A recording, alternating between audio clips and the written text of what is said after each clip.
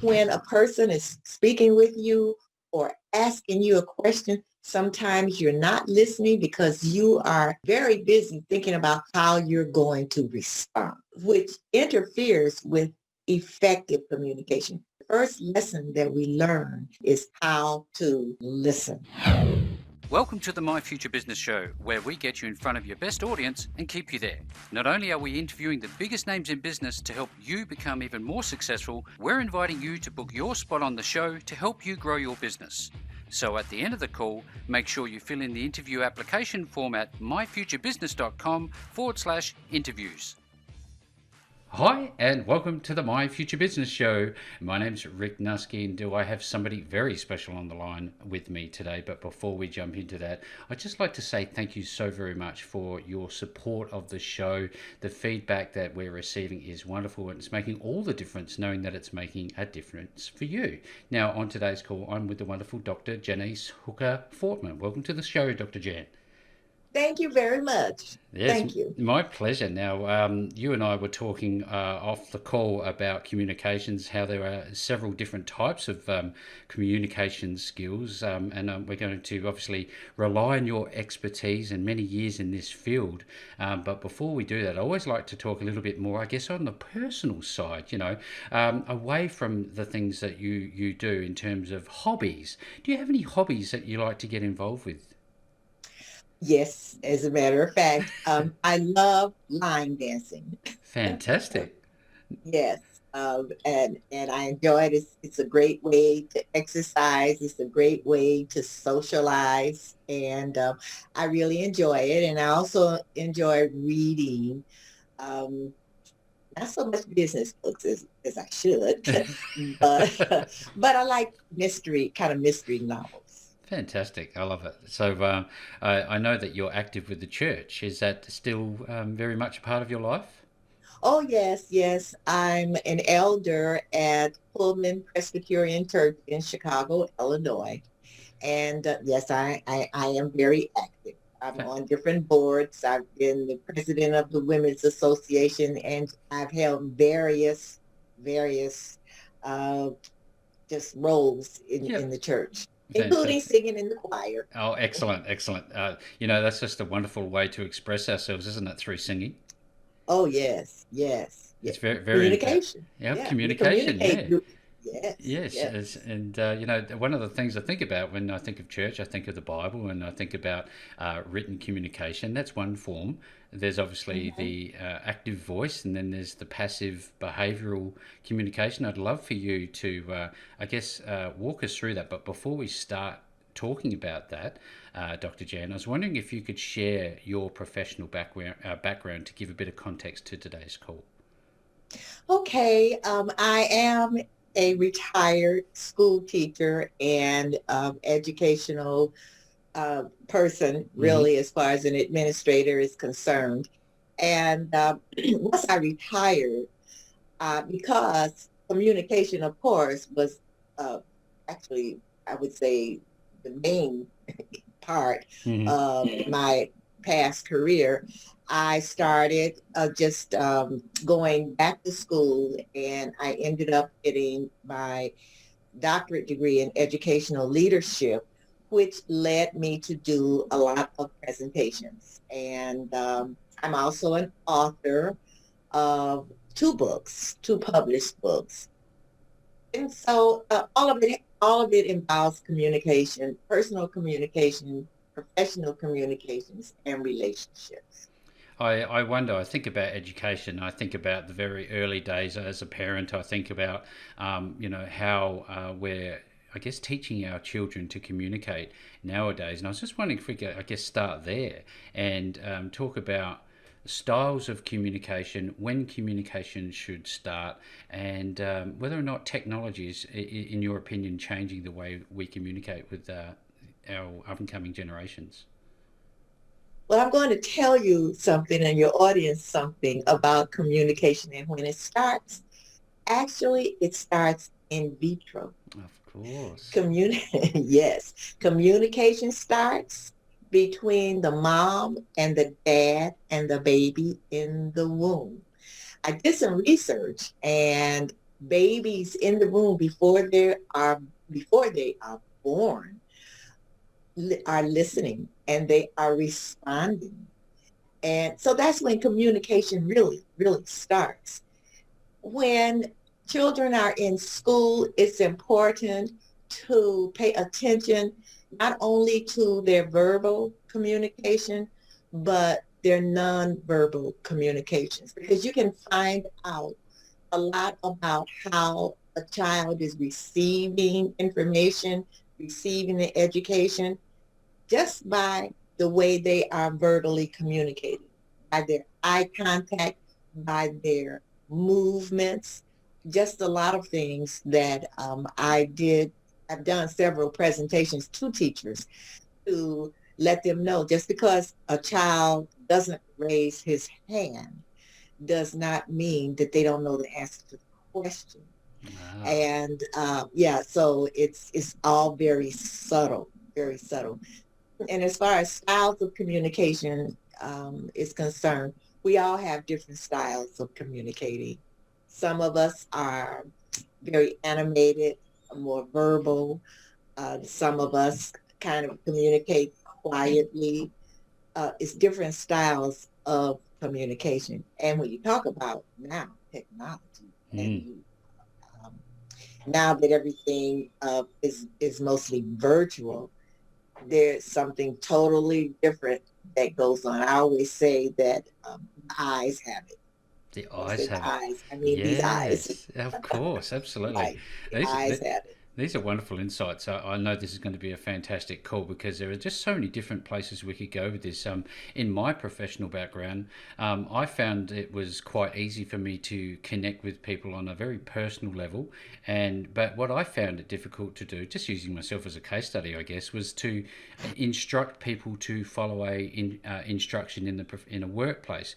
How do we find out when we're employing someone, for example, because I know you do a lot of corporate work, how do we Mhm. know what type of communication style they use? Is there a way to find that out?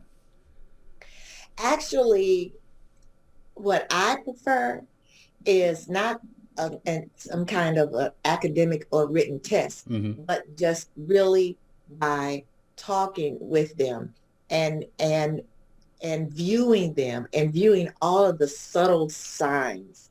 As I said before, the eye contact, the uh, the physical movement, the body movement, the way they're situated when if you are interviewing them. Just there are all kinds of subtle things that you could look for there. Vocal variety, and whether or not they're really coming across as authentic. And Yes. you get that really through a conversation and not so much an interview, but a conversation. Yes, because I remember when I was studying that I had one of my modules at uni was to do with effective communication skills. Can we talk a Mhm. little bit about, I guess, being able to recognize when we're being ineffective when we're communicating in any setting? Listening. Listening is the number one thing as far as communicating. That's the very first thing you talk about when you're talking about effective communication. We have seen, and I think you will agree, that when a person is speaking with you or asking you a question, sometimes you're not listening because you are very busy thinking about how you're going to respond, and which interferes with effective communication. So I always say the first lesson that we learn as far as effective communication is how to listen. Another thing that I found as far as effective communication skills are concerned is you have to really think about who you're speaking to as far as cultures are concerned. Yeah. Yes, yes, yes. You can say something, and from your cultural background, it can mean one thing to you. But if you speaking with someone from a different country, from a different culture, might mean something totally different. There are so many aspects to effectively communicating.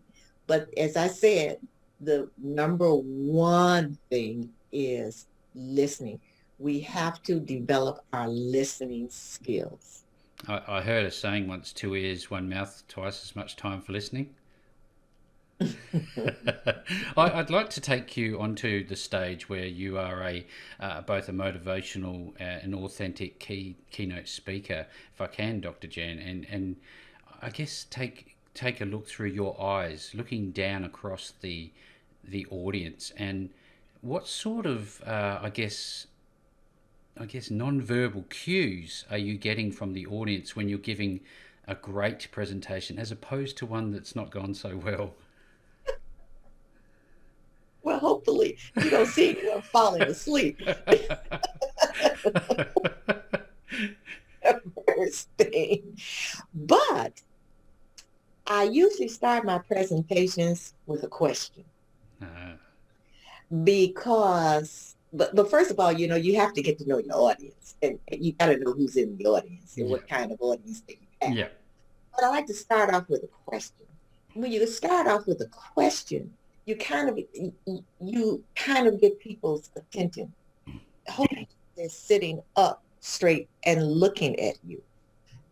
And you really, when I say the eyes have it, the eyes even have it when you're on a stage, when you're looking out at your audience, because you want them, of course, to be paying attention to you. You want them to be receiving whatever message that you are trying to put across to them.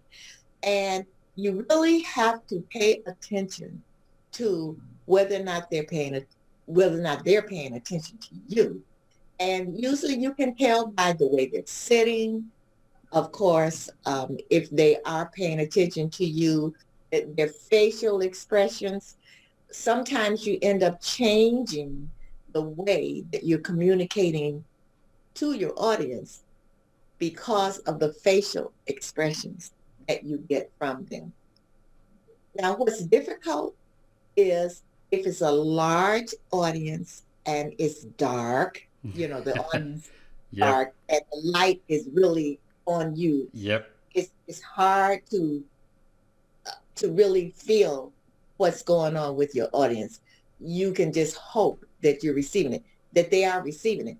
But then what I usually do is if I'm in a situation like that, I ask questions and I ask for audience participation. So when you get your audience participation, then you know that, okay, I am communicating with them. They're communicating back with me. They're receiving the message, the presentation, whatever. But yeah, it's speaking before an audience. Sometimes it's really the same as speaking with a one-on-one person. You have a conversation. Absolutely. There's a movie, Ferris Bueller's Day Off, Oh where the yes. professor is saying, anyone, and you see the kids, they're falling asleep so no one really likes a lecture, so to speak, unless there's some feedback that they can give. There's a time and a place for different styles, isn't there? Oh, yes, definitely, I, definitely. I sit here and I think to myself, Dr. Jan, storytelling comes to mind. It's just popping up in my mind. I wonder, is that a relevant way to communicate through stories? Yes, definitely, definitely. Because that way you really get to know the person, who they are, how far they've traveled to get where they are. You really get a more personal feeling. Everyone, and also when you're telling your story, it's going to resonate with someone in that audience, if not hopefully the majority of the people in the audience. And then when it resonates, when your story resonates with someone, then you know that they will be seeing you as authentic and not just standing there just spewing out things that have, have no relevance to them or even to you. I think about the word empathy. Now, if you're in a position of, say, a professional setting, and you have to deliver some news, and that person's response to your news is an emotional one, how important is being empathetic? Oh yes, you must have empathy towards. It's very important because you want the person who is maybe going through some emotional turmoil.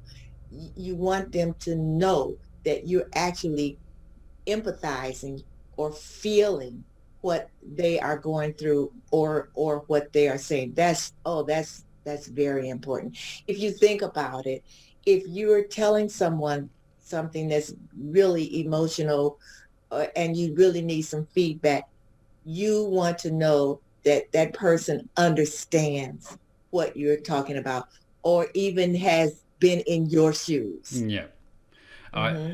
I think to myself about workplace a lot here, because you do a lot of corporate work, and I think Hmm. back to a time where I used to see people who didn't like authority. They didn't respond to it well in team settings, Hmm. and they would do anything to avoid communicating.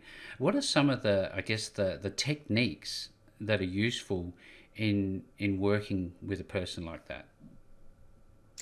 Well, you know what? Uh, you're talking to me because there was a point in time when authority, oh God, you know, don't tell me what to do. Yeah, yeah. And, you know, when you talk about storytelling and you talk about empathy, I can go back to personal experiences Mm-hmm. as far as that. And I needed someone to really listen to me and try to get to why it was that I felt that I didn't like authority. Yeah, You know what I'm saying? yeah. And what happened with me is that a particular administrator, when I was working before I retired, really sat down and spoke with me and asked me different questions to find out what it was that kept me from really being able to accept an authoritarian Mm-hmm. figure, or and I said some things. And for me, it was, well, this person asked me how I was brought up. It was really like a conversation, and I didn't know that this is what she was doing. But it was like a conversation about how I grew up, my family life, and all of that. And what came out of it was that when she asked me about my mom, I said, oh yeah, I love my mom, but she's just so controlling. Okay. And and from that, she asked me this one question. She said, "Do you think that has something to do with the fact that you don't like authority?" And I started thinking about it, and I thought, you know what? That's right. I'm rebelling. I'm Yes. rebelling, and I'm rebelling here now in this setting. And so when you start talking about storytelling, Mm-hmm. that is a really good way of speaking with someone who is in a corporate type situation and finding out what it is. It's almost like you're playing a psychologist in a sense, Mm-hmm. and finding out what it is, because it's usually something with their background, something that's within them. I think to myself, when you're saying these things about, if you have somebody like that and they're rebelling, um, I think empowerment. I think giving more responsibility, more ownership of a process. Are these some of the, I guess, the techniques that you would suggest that people use? Oh, yes, definitely. Giving a person more ownership, and as you said, responsibility, and also making sure that whatever it is that they're attempting or whatever it is that they're doing, give them positive feedback. Oh, yes. And also you can give constructive criticism, so it's very important to make the person feel that they are viable Mm-hmm. in the company, that they are contributing. You really have to build, if you feel that that person in your company or your corporation or your business is a viable part of your business, you have to make them feel that way. You Yeah. you have to, you know, but I know sometimes, depending on what uh, type of leader that you are, a lot of times it might not be the employee, so to speak. Mm-hmm. It might be the leader, Oh, yeah. because the leader can't let go of their they can't give anyone else responsibility. They have to keep it all to themselves. So it's not always, I would say, the employee. It sometimes it's the leader. Thank you so very much for sharing this wonderful insight. I wonder if we shift a little bit and start talking about behaviour in social settings, more so to do with a non-verbal communication. What are some of the things we can do? Because there seems to be times where we should, face somebody when we're talking to them, and other times people will notice that they cross their hands and effectively try to avoid conversations. What are some of the things we can do in a social setting to improve our communications?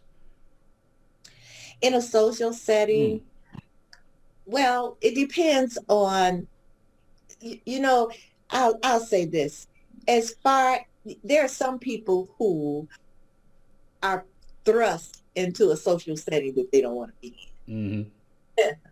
And you can look at their body language and you can tell if this person really is a very open type person, or it's a person that's really maybe self-absorbed or just doesn't want to be there. But what you can do, you can look at the way that they're sitting. Mm-hmm. You can see whether or not their arms are folded. If their arms are folded and I can see a little Crossed. bit, Yep. yes, like that, then they're closed. They really don't want to accept anything or communicate. As far as crossing their legs, it depends. Mm-hmm. It's a difference with men and women. Yep. Because a woman can cross her legs because it's comfortable for her. Yep. Uh, but then you have to really check. It's not just the crossing of the legs; it's the whole body. Yep. If it's the crossing of the legs, but the hands are out and the palms are forward, or their hands are, up in the air or whatever, they're very expressive, then you look at that. So it's really, sometimes it's subtle. Uh, when you're speaking with them, and when I say the eyes have it, there are times when just in a microsecond, Mm-hmm. a look can go across a person's eyes. It's like if you say something to someone and they say, "Oh yes, I love that," but in a split second you see that flash that went past their eyes, then you know they did not. But they did not accept what you said. But it's really a way that you really have to practice and study body language. I Body language, nonverbal communication is 80% of communication. As you're You really as have, you're saying yes, this, this is yes. something that pops up in my mind. Um, I'm looking at a person as a bit of a case study here. Then they're not very good at reading signs. They're not necessarily good at trusting their own intuition. Is this something that can be learnt for those who Oh struggle with yes. this?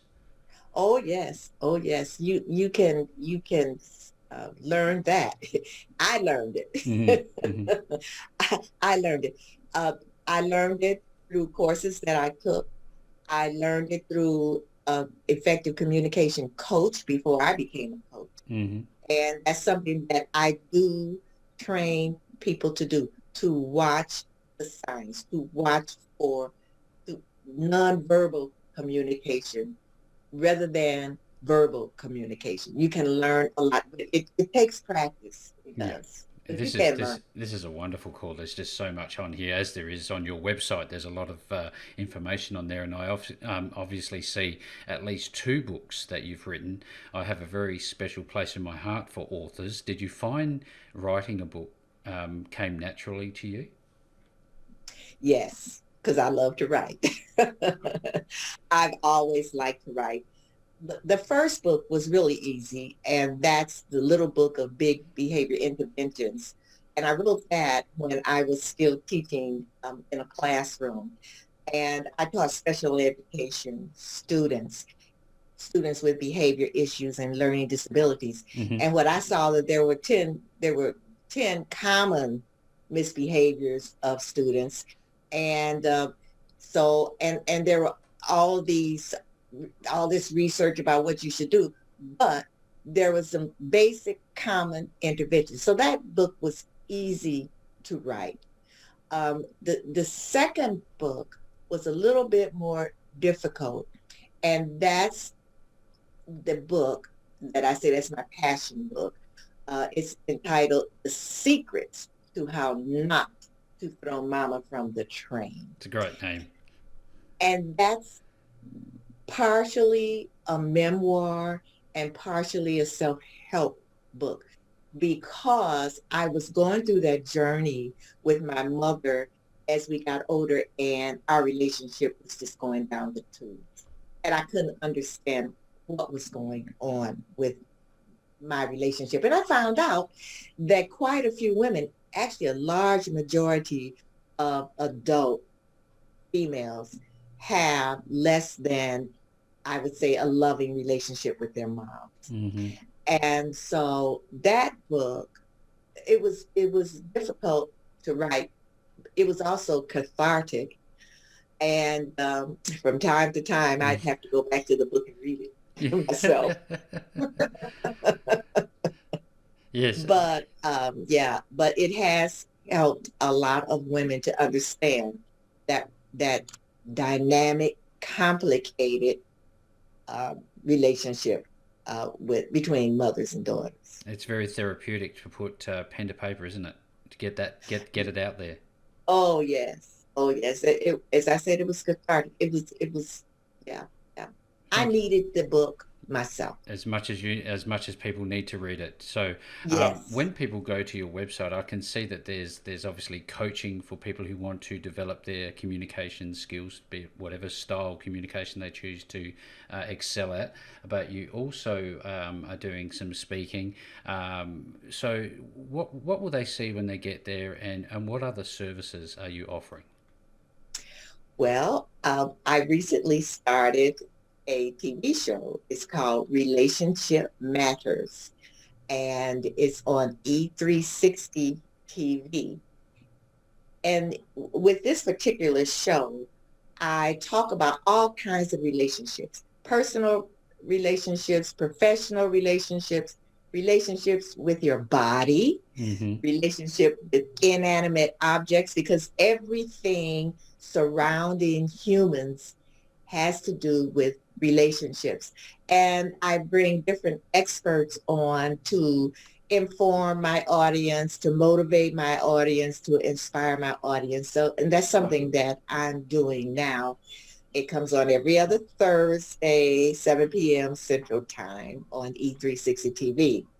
I also do relationship coaching where I speak with women, especially Hmm. about the way that they communicate professionally and personally, especially and when you talk about storytelling and being empathetic with people. I talk to women who are professional or in corporate America Hmm. because there was a time when I would be communicating and no one was receiving it. When I would come up with big ideas or great ideas and no one would receive it, but 10 minutes later, someone else would say it differently. And it was, oh God, this is Funny great. that.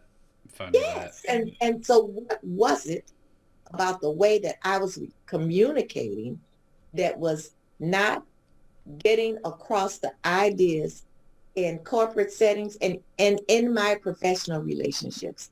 And so now what I do is I coach women who really want to improve their communication skills in order to improve their relationships.